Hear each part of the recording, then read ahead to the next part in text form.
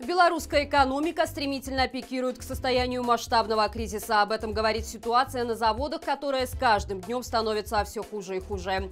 Телеграм-каналы получили в свое распоряжение протокол заседания Минстройархитектуры о финансовом оздоровлении сразу 4 крупных предприятий, среди которых опытные и молодеченские заводы металлоконструкций «Строммаш» и «Строймаш». Увы, оживить утопленников не удалось. Из-за невозможности рассчитаться по долгам и отсутствия каких-либо перспектив заводы металлоконструкции распродают либо сдают в аренду все свое имущество. Такая же судьба в ближайшем будущем ожидает «Строммаш» и «Строймаш». Любопытно, что на сайте первого завода уже вывешена информация об аренде помещений, а вот второй оптимистично встречает посетителей лозунгом «Построим успех вместе».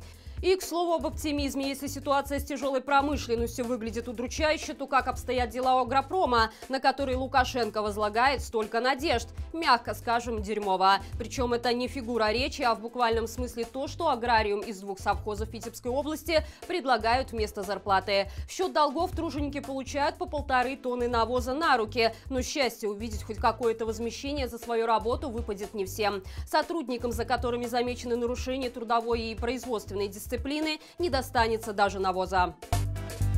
Очередная авария случилась вчера на одном из цехов Гродно-Азот, а во время слива жидкой серы из цистерны произошел пролив агрессивных химикатов. На место экстренно прибыли служба МЧС и скорая помощь. По словам стачкомовцев предприятия, такая авария может негативно повлиять на производственный процесс вплоть до его остановки. Однако руководство считает, что инцидент на производстве никак не скажется, но почему-то распространять информацию об аварии рабочим все же запретили. Кроме того, на сайте предприятия уже 4 дня не обновляются пробы воздуха. Важно отметить, что на Гродно-Азот аварии случаются довольно часто, но об этом начальство тоже умалчивает. Судя по всему, увольнение квалифицированных кадров за их гражданскую позицию все же сказывается на эффективности работы завода, как и назначение бестолковых руководителей, умеющих только кивать всему, что скажет Лукашенко.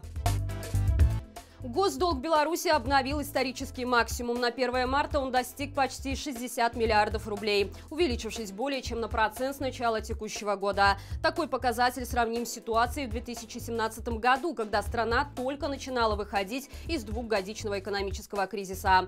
Причем для этого режим выбрал самый непредсказуемый путь – начать собирать дань с безработных людей. Именно тогда возник одиозный декрет о тунеядстве, по которому каждый незанятый в экономике гражданин Беларуси должен был уплатить государству немалую сумму. Впрочем, белорусы, выйдя на массовые протесты, показали режиму, что такие игры с ними не пройдут. Чиновникам пришлось отступить и изменить положение декрета. При этом общая экономическая картина продолжала ухудшаться, и очередной кризис подоспел после августовских событий на фоне масштабных экономических санкций и бездумного попрошайничества Лукашенко перед кремлевским хозяином. Как следствие, в настоящее время каждый белорус, включая младенца и стариков, должен спонсорам режима около $2500.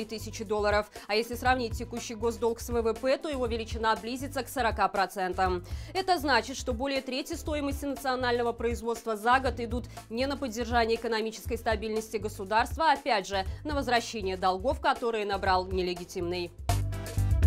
Судя по всему, Лукашенко в совершенстве овладел инновационной технологией возвращения в прошлое. И вновь не спрашивая мнения людей, решил отметить день рождения дедушки Ленина традиционным для советских времен ударным социалистическим субботником. Отметим, что во времена, когда Ильич еще не лежал в мавзолее, такие мероприятия держались исключительно на революционном энтузиазме масс.